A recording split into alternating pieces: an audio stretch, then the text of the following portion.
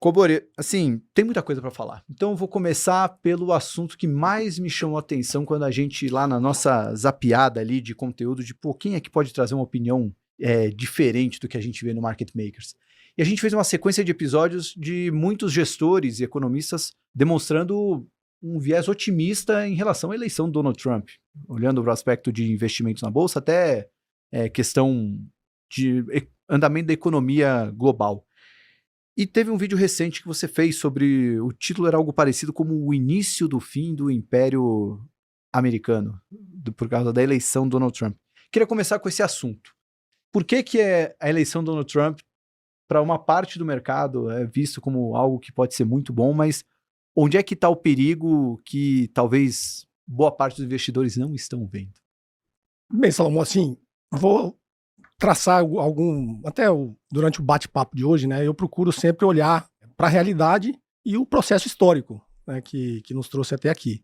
Então eu procuro me isentar dessas paixões, principalmente agora, né, das polarizações de direita, esquerda, essa paixão que a direita tem pelo Trump, a rejeição, sei lá, de repente, que a esquerda tem, e eu procuro me isentar dessas emoções e me basear mais em fatos, em dados e no processo histórico, né.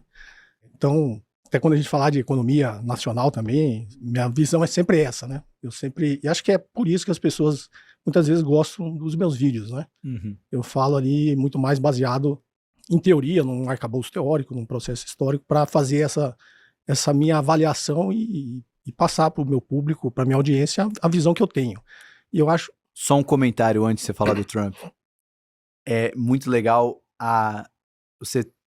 na escola a gente falava do CNTP, né? Nas mesmas condições de temperatura e pressão ali, parece que você está sempre na mesma temperatura passando a mensagem. Acho que isso traz também esse ar mais de sobriedade, de olhar mais para os fatos, e menos para aquele calor da emoção que é perceptível em todos os vídeos que você faz. Inclusive eu até reli alguns trechos de um livro que eu acho que é muito bom, ele inclusive é antigo, e me parece até que as previsões que estavam lá sobre esse momento, eles erraram para menos do que seriam os fracassos dos Estados Unidos, né? Inclusive é um autor americano, é o Paul Kennedy, o livro dele chama Ascensão e Queda das Grandes Potências, né? E todos os cenários otimistas que ele fazia para a China, na verdade a China acabou superando, né? Então é por isso essa balança aí talvez tenha descompensado bastante. Então né, na análise histórica você vê que já era previsível que em algum momento a hegemonia do Império Americano, ninguém está dizendo que os Estados Unidos vai ficar pobre, assim como o Império Britânico caiu, a Inglaterra não é um país pobre, mas perdeu a sua hegemonia lá depois da Segunda Guerra Mundial. O Império Americano surgiu nesse período, em algum momento já lá em 1988, um historiador americano, já vendo alguns sinais do que estava acontecendo na geopolítica, na geoeconomia mundial, já previa que os Estados Unidos poderia cometer alguns erros e chegar realmente a um declínio, né, a perder a sua hegemonia.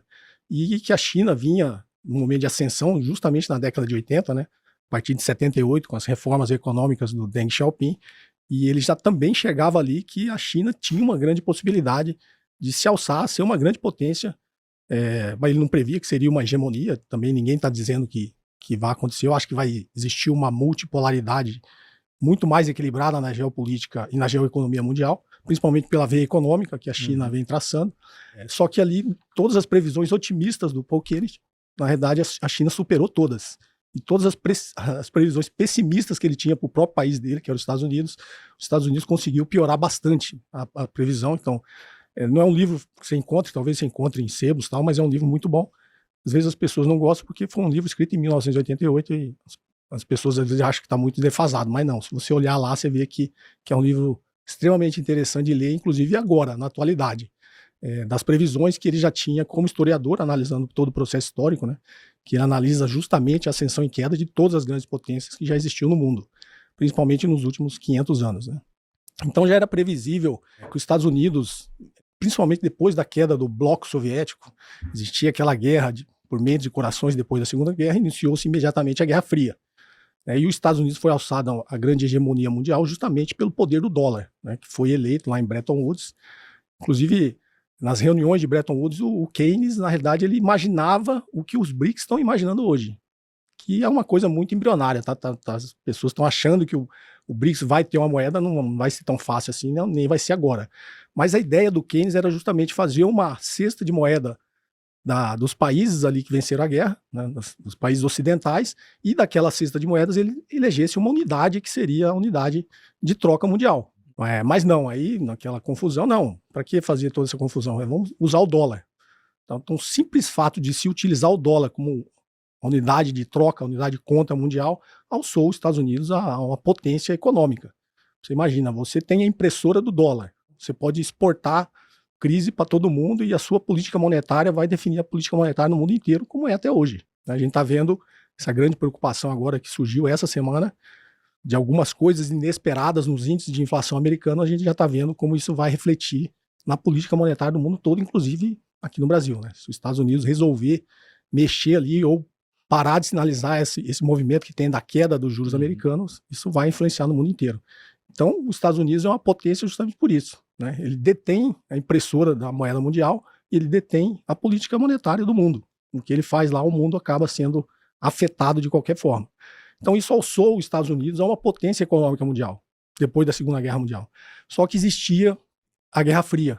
Iniciou-se a Guerra Fria, as duas potências que venceram a guerra, a Rússia, a União Soviética, os Estados Unidos, começou essa guerra fria do capitalismo contra o socialismo. Qual seria o modelo ideal para a humanidade? Né?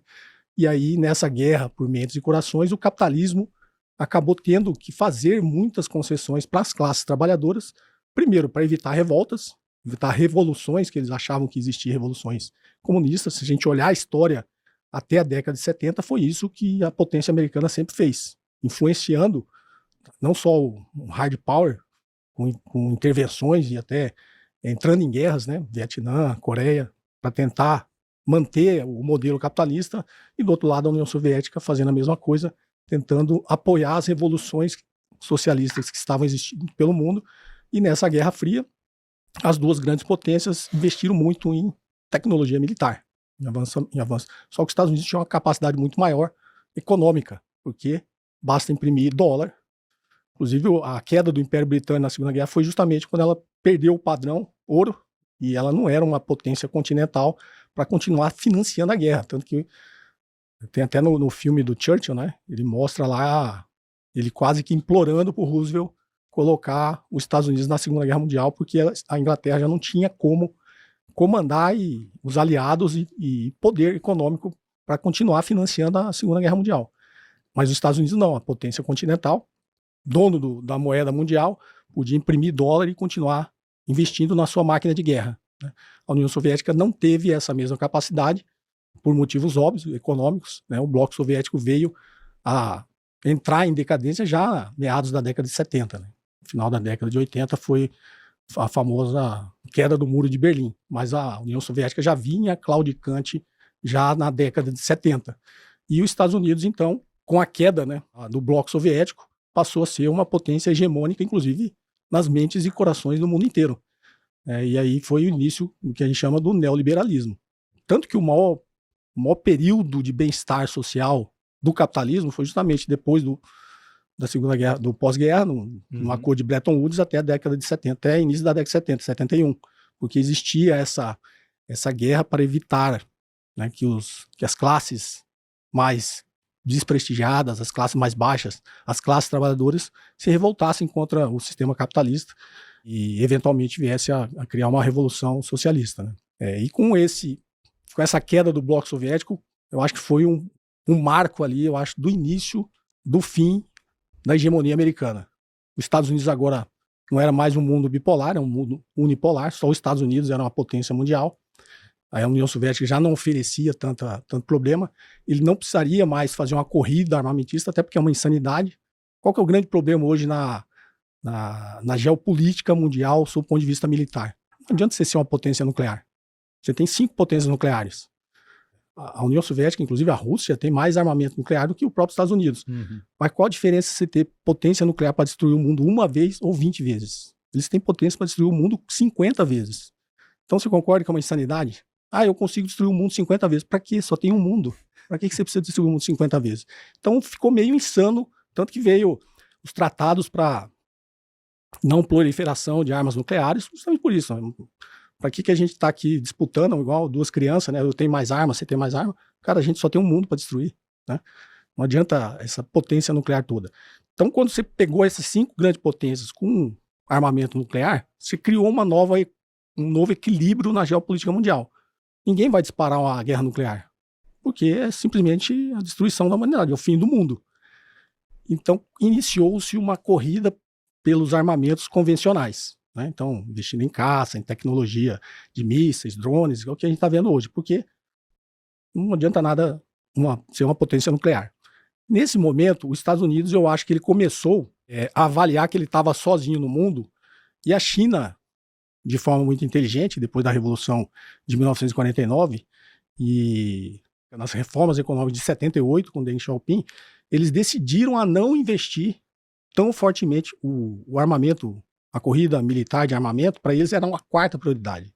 Eles achavam que eles primeiro tinham que fortalecer a economia para depois investir em armamentos, porque, se querendo ou não, hoje, você ser uma potência militar, mesmo que convencional, é um poder de dissuasão e um poder de barganha em qualquer negociação. Tanto que os Estados Unidos não ameaça as potências. Ele só ameaça país pequeno. Só ameaça, só invade. Ele não vai ameaçar invadir a Rússia, invadir a China, não vai fazer isso. Então, eu acho que os Estados Unidos veio a revolução neoliberal da economia, era, digamos assim, o liberalismo clássico, aí veio a desregulamentação total dos mercados, né, com redução de impostos. A cartilha neoliberal começou na década de 80 e a China, muito espertamente, o bloco soviético caiu, ela só investiu em arma, ela tinha perdido muito, teoricamente ela perdeu uma das únicas guerras que ela entrou nos últimos 500 anos, foi contra o Vietnã em 79. Ela meio que perdeu porque ainda era da Revolução do Mal, ainda tinha um exército muito despreparado, um exército de camponeses, pra você ter uma ideia, eles não tinham nem uniforme, né? Que era meio que a visão do Mao Tse Tung, que o Deng Xiaoping depois profissionalizou os militares, mas ele não criou uma potência militar a ponto de não chamar a atenção de ninguém, principalmente dos Estados Unidos.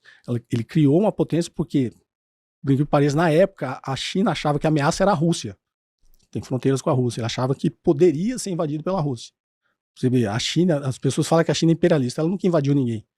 Ela invadiu alguém, acho que no século XIII, que ela invadiu, inclusive, o Vietnã no século XIII. Passou 700 anos, ela sempre foi invadida, sempre foi colonizada, né?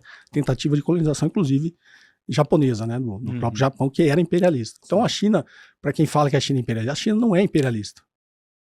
Inclusive na agenda econômica, você não vê ela com cooperação econômica exigindo contrapartida de ninguém. Ao contrário do que os Estados Unidos e o bloco capitalista sempre fez. Quando vai ajudar o Brasil via FMI, via Banco Mundial, tem ajuda, mas tem uma contrapartida. Você tem que adotar a minha agenda aqui. Você não vê a China impondo a agenda dela para ninguém. Então a China começou uma reforma de toda a sua economia, o que hoje as pessoas falam que é o capitalismo de Estado, eu discordo, eu acho que é um socialismo de mercado.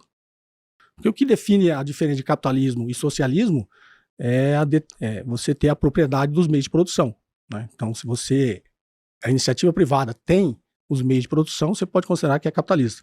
Os meios de produção na China são controlados pelo Estado, é do Estado, né? Existe iniciativa privada? Existe. Mas a China criou grandes conglomerados empresariais estatais nos pontos estratégicos da economia chinesa em que eles comandam a economia. O sistema financeiro na China é público, é estatal, né? Então eles têm uma soberania monetária. É um país que é um modelo novo. Tem um livro muito bom do professor Elie Jabbour, que chama Socialismo do século XXI, China, o socialismo do século XXI. É um livro muito bom, muito denso, ele tem metade conceitual, arcabouço teórico, né, sobre os modelos, dos modos de produção, e a outra metade é esse processo histórico da China na construção do modelo que lá está hoje, né. Então é um livro bastante interessante, até para você ter para consultar sobre alguns aspectos. Então a China, nesse período todo, de forma discreta, como são os asiáticos, né, eles foram mantendo uma certa atualização do seu poderio militar, apesar é o maior país em extensão continental, foi mantendo o seu poderio, tipo assim, eu não quero invadir ninguém, mas eu também preciso ter uma potência para não ser invadido.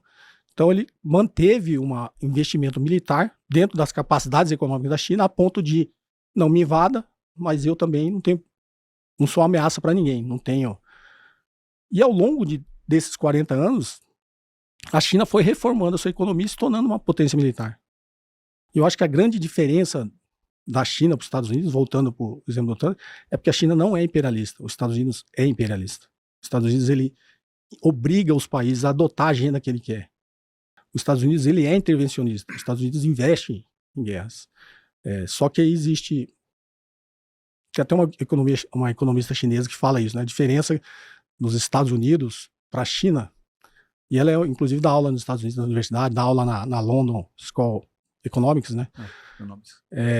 Que ela fala que nos Estados Unidos muda-se os partidos, mas não se muda a política. A política americana é sempre a mesma, dependendo de ser democrata ou republicano. Então, para quem está lá, por isso que eu falo, se analisar os fatos e a evolução histórica, né? Para quem está no calor da paixão, acha que os democratas são contra a república. Não, eles estão brigando entre eles, mas a política americana, principalmente para o mundo, é sempre a mesma.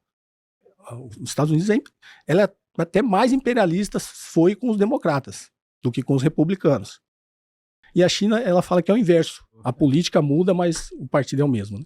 Então, a grande diferença é essa. Agora, o Trump, ele veio, digamos assim, acho que naquele vídeo que eu gosto de chamar a atenção, todo esse jeito bufão, essa bravata dele, para mim é muito mais um sinal de fraqueza do que de força.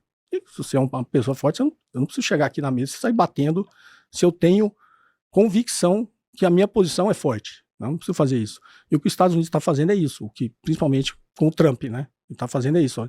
Eu acho que é como se fosse aquele último suspiro. Eu preciso mostrar força agora porque eu sou fraco. Para quem analisa geopolítica, a geoeconomia mundial, os Estados Unidos, a China já passou os Estados Unidos em paridade do poder de compra. Quando você olha o dólar, não.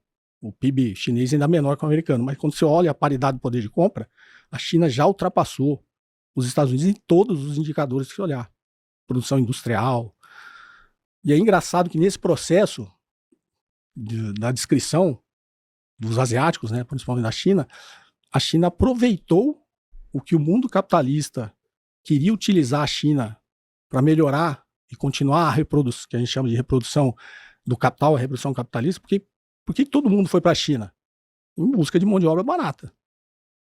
Então, em algum momento, nesse início, na década de 80, da ascensão dessa reprodução do capital, o mundo ocidental, liderado pelos Estados Unidos, estava em busca de mão de obra barata. Eles achavam que mão de obra barata, a China seria a fábrica do mundo. Então a Alemanha foi para lá, o Japão foi para lá, vários países da Europa foram para lá e principalmente os Estados Unidos. Fecharam, que é o grande problema dos Estados Unidos hoje. Ele se desindustrializou para se industrializar, principalmente na China, atrás de mão de obra barata. Então, de algum modo, é como se fosse uma vingança, né? Você veio atrás de mão de obra barata, que eu forneço, monta a fábrica que você quiser, explora os meus trabalhadores. Só que a China aprendeu com isso. A China transferiu tecnologia mesmo contra a vontade de quem foi lá produzir na China. Então, essa transferência de tecnologia que foi feita para a China, ela aprendeu e ficou melhor. E está provando agora que muitos produtos... A China é líder em painéis solares, energia eólica, em carros elétricos. A China já é muito superior a qualquer outro país do mundo nesse quesito. Então a China soube aproveitar isso. Com esse modelo que ela criou, que eu chamo de socialismo de mercado, né? Não capitalismo de Estado, é um socialismo de mercado, ela criou uma soberania monetária, se protegeu das crises provocadas pelo dólar. Então a China faz isso há muito tempo. Essa preocupação do Trump, vai adotar... A China já está fazendo isso há muito tempo. Ela tem uma soberania monetária, o sistema dela é estatal. Ela protege a sua moeda, criou reservas cambiais suficientes para se proteger das oscilações do dólar. Ela mantém a sua taxa de câmbio competitiva para exportar para o mundo inteiro. E esse negócio das moedas do BRICS, ela já faz isso bilateralmente com vários países. Inclusive já propôs fazer isso com o Brasil. Se eu tenho uma balança comercial, eu, China, você, Brasil, e a gente troca produtos, por que não fazer uma espécie de encontro de contas? Você está superavitário? Então você tem um crédito aqui. Ano que vem eu fiquei superavitário, a gente abate aqui e agora você fica com crédito. Não precisa usar o dólar para isso. Então, até que se use e mude esse sistema SWIFT, né, que é o sistema de compensações de transações internacionais que utiliza o dólar, inclusive foi o sistema que eles proibiram a Rússia de entrar. Quando teve a guerra da Ucrânia, a Rússia bypassou isso fazendo negócio direto com a China, sem usar o sistema SWIFT. Então, assim, os mecanismos que os Estados Unidos utilizam como força econômica para fazer a sua geopolítica, eles já não estão funcionando já há algum tempo. Então, esse último suspiro que os Estados Unidos está dando verbalizando isso via Donald Trump, para mim, é um sinal de que eles realmente já acusaram o golpe e estão em franca decadência. Agora, o que me parece irracional é o Trump sair ameaçando todo mundo, inclusive seus aliados. Essa última notícia que ele teve agora, você pode me interromper se eu estiver falando muito. Não, vai lá. Essa última notícia essa última notícia que a gente teve agora dele fazendo um acordo com o Putin, olha a sinalização que ele está dando para os aliados dele na Europa. Os Estados Unidos incentivou a guerra da Ucrânia. Foi a Rússia que invadiu a Ucrânia, só que a Rússia invadiu a Ucrânia, se você se remeter à crise dos mísseis de Cuba, né, quando a União Soviética queria pôr míssil lá em Cuba, teve aquela crise, quase saiu uma guerra. Os Estados Unidos iam invadir Cuba. Uhum. Exatamente o que a Rússia fez com a Ucrânia. A Ucrânia, enquanto ela não fazia parte da OTAN, estava num equilíbrio geopolítico ali normal.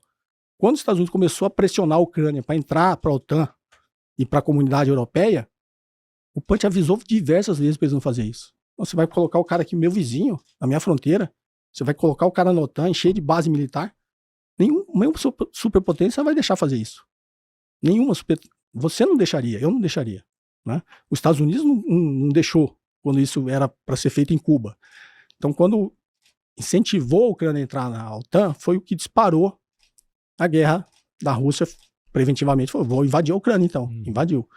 Não estou aqui julgando um julgamento moral se está certo, se está errado. É aquilo que eu te falei, eu estou isento olhando a geopolítica. Quando ele fez isso, eles incentivaram a Europa a entrar nesse negócio, e a Europa foi a que mais sofreu com a guerra da Ucrânia. Quando a Rússia cortou o suprimento de gás, cortou um monte de coisa para a Europa, aquele gasoduto, Nord Stream, né? Nord Stream. Prejudicou principalmente a Alemanha. A Alemanha hoje está em decadência por causa disso. Uhum. Então você imagina, eu sou Estados Unidos, sou seu aliado, vocês são a Europa. Incentivo, faço mó para a gente entrar no negócio. Aí todo mundo entrou. Agora que está vendo que fizeram todos os tipos de sanções contra a Rússia, nenhuma funcionou. A Rússia continua viva e continua mais forte que a Ucrânia. Aí agora o Trump vai e está propondo um acordo com o Putin, que na realidade a Rússia não vai perder nada. Ele vai ficar com os territórios que ela já tomou. Ele simplesmente vai encerrar a guerra. Não sei se você viu a notícia, o Trump prometendo que a Ucrânia não vai entrar na OTAN. Ou seja, aquele motivo que criou a guerra lá atrás, agora ele voltou atrás. Aí, obviamente, eles vão falar que foi um bom acordo, saíram perdendo. Mas quem você acha que saiu perdendo nessa guerra? A Europa. A Europa está em franca decadência já há muito tempo. E essa guerra da Rússia com a Ucrânia está jogando a Europa num buraco muito maior. Porque a Europa, para manter não fez o que os Estados Unidos fez, né? Essa revolução neoliberal lá não foi tão forte. Ela manteve um estado de bem-estar social, só que a Europa colonizadora perdeu. A Inglaterra, não sei se estou dando um passo muito longe, né, para trás, mas a Inglaterra, as suas colônias, ela praticamente abandonou todas. A última que foi Hong Kong, saiu. Então, aquela potência colonizadora de extrair riqueza de outros territórios voltou para trás. Simplesmente não é mais essa potência colonizadora. Todos os países, a França, né, a Inglaterra, Portugal já há muito tempo atrás. Então você vê que esses países deram passos para trás, perderam nessa corrida econômica para a China. O Japão talvez hoje se arrependa que o Acordo de Plaza de 1985 ferrou com o Japão. Os Estados Unidos ferrou o Japão. Não sei se vocês lembram, na década de 80 existia um negócio que o Japão ia ultrapassar os Estados Unidos. Uhum. Eu tenho até, eu era bastante novo, mas eu lembro quando eles compraram o Rockefeller Center, né? Tinha aquele todo comprando os símbolos americanos, o Japão vai ultrapassar. O que os Estados Unidos fez? Fez um acordo em 1985, chamado Acordo de Plaza, que ele aumentou, exatamente o que o Trump está fazendo agora, aumentou as tarifas para os produtos japoneses e desvalorizou o câmbio do Japão. Obrigou o Japão a desvalorizar o câmbio. Não sei se foi bem um acordo, né? Talvez sem um acordo, porque não sei se vocês sabem, em Bretton Woods, uma maneira de reconstruir a economia japonesa e alemã, que tinham perdido a guerra, era manter a taxa de câmbio deles artificialmente desvalorizada para eles poderem se reindustrializar depois da guerra. Tanto fez efeito e foi muito bom, que a Alemanha se tornou a maior potência industrial da Europa e o Japão a maior potência industrial da Ásia, né? Antes da ascensão da China. Só que aí, quando o Japão começou a ameaçar os Estados Unidos foi lá, opa, acabou a brincadeira, sua taxa de câmbio não pode ser mais essa e eu vou tarifar os seus produtos, se não me engano, em 30%. Se você olhar na história, foi exatamente quando o Japão estagnou e entrou em recessão. O que aconteceu? Quando isso aconteceu, a China, olhando de longe, vou fazer a mesma coisa. O que a China fez? Manteve o yuan desvalorizado em relação ao dólar e assumiu a posição do Japão como potência industrial. Só que fez isso discretamente, inclusive com a ajuda dos Estados Unidos e do mundo ocidental, que foram explorar a mão de obra barata na China para continuar sendo competitiva no resto do mundo, na sua produção industrial, com as margens que o grande capital queria. Então, quando você olha esse cenário, agora é tarde. Quando estou te falando num livro lá em 88, pouquinho já tinha falado que isso poderia acontecer. E aconteceu numa velocidade muito maior.